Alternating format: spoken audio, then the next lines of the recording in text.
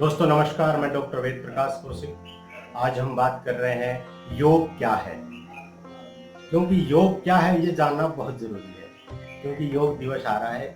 योग दिवस 21 जून को पूरे विश्व में मनाया जा रहा है। दोस्तों, हमारे देश के प्रधानमंत्री नरेंद्र भाई मोदी ने 2015 में यह प्रस्ताव विश्व के सामने रखा और विश्व के लगभग देशों ने इसको माना और ये पूरे विश्व में योग दिवस नाम से 21 जून को मनाया जाता है। अब योग क्या है? योग आध्यात्मिक अनुशासन का नाम योग है, या योग है एक सूक्ष्म विज्ञान का ज्ञान है, वो योग। सूक्ष्म विज्ञान यानी हम क्या है, हमारे अंदर क्या है, हम कौन है, हम क्या है, इसको जानना योग है। योग दोस्तों 3 प्रकार का योग का अर्थ होता है। पहला अर्थ होता है समाधि, दूसरा होता है जोड़ना और तीसरा होता है सामंजस्य। यानी योग करने से हम समाधि की ओर जा सकते हैं। हमारा जीवन, आध्यात्मिक जीवन जो है वो समाधि की ओर अपने आप को ले जाता है। हम एकदम समाधिस्थ हो सकते हैं, परमात्मा से मिल सकते हैं। दोस्तों दूसरा अर्थ होता है जोड़ना, मन को शरीर से, शरीर को पूरे समाज से, या फिर बाहर से समाज को शरीर से, शरीर को मन से, मन को आत्मा से और आत्मा को परमात्मा से, ये योग जोड़ देता है। योग एक ऐसी क्रिया है जो हमारे शरीर में एक संचार, पॉजिटिव संचार पैदा करता है, सकारात्मकता पैदा करता है। तीसरा अर्थ है दोस्तों सामंजस्य, अच्छे का बुरे से, बुरे का अच्छे से सामंजस्य बैठाना। प्रसन्न रहने के 2 ही कारण हैं, प्रसन्न रहने के 2 ही उपाय हैं। ऐसा कहा है।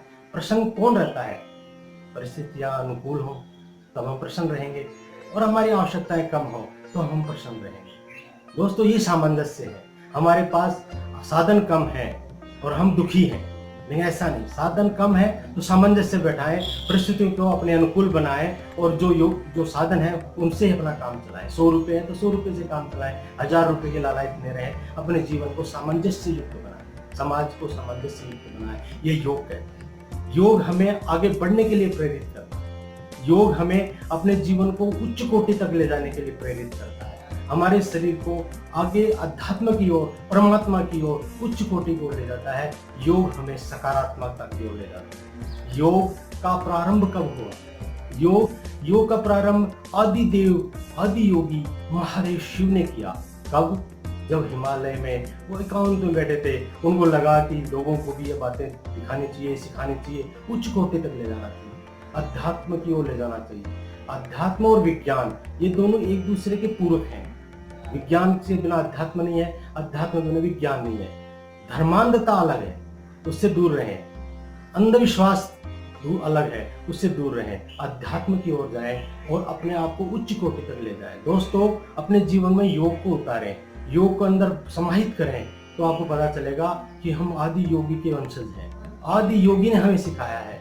आदि योगी ने कांति सरोवर झील के पास सप्तऋषियों को, जो सप्तऋषि हैं हमारे पूरे भूमंडल में, कहते हैं कि आध्यात्मिक जो पौराणिक सप्तऋषि थे उन्होंने सृष्टि को बचाया है, सृष्टि को पूरा पुनर्स्थापित किया है। जब मनु और श्रद्धा जब पूरे विश्व में कहीं नहीं थे, पूरा प्रलय हो चुका था, तब सप्तऋषियों ने ही पूरा ज्ञान के जो भंडार थे वो सप्तऋषि थे। उनको आदि योगी महादेव शिव ने अध्यात्म के साथ साथ योग का ज्ञान भी दिया। योग को फिर धीरे धीरे उन्होंने पूरे भारतवर्ष में फैलाया। उसके बाद में, भारतवर्ष के बाद में, ये लोग पतंजलि ऋषि ने भी इस योग को पातंजलि योग से ये संसार में इसको स्थापित किया। दोस्तों योग करना अलग अलग प्रक्रिया है। लोग आजकल आसनों को योग कहते हैं। योग आसन, सिर्फ आसन ही योग नहीं है। आसन योग का एक पार्ट है, एक हिस्सा है। योग के 8 अंग हैं, इनके बारे में आगे चर्चा करेंगे। नाम आज बता देता हूँ। यम, नियम, आसन, प्राणायाम, धारणा, प्रत्याहार, धारणा, ध्यान और समाधि। यानी योग मानी समाधि तक जाता है योग।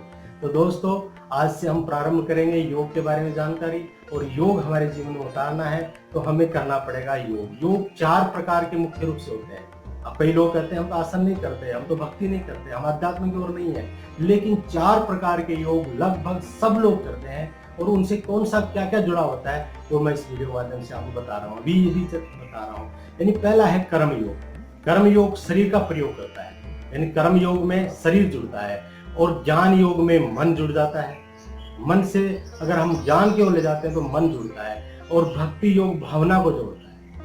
भक्ति भावना, जाकी रही भावना जैसी, सो देखी प्रभु मूरत जैसी। प्रभु की मूर्त देखनी है, अगर परमात्मा को देखना है, यानी प्रकृति को पूर्ण रूप से जानना है, तो भक्ति योग करें। और चौथा है क्रियाएं।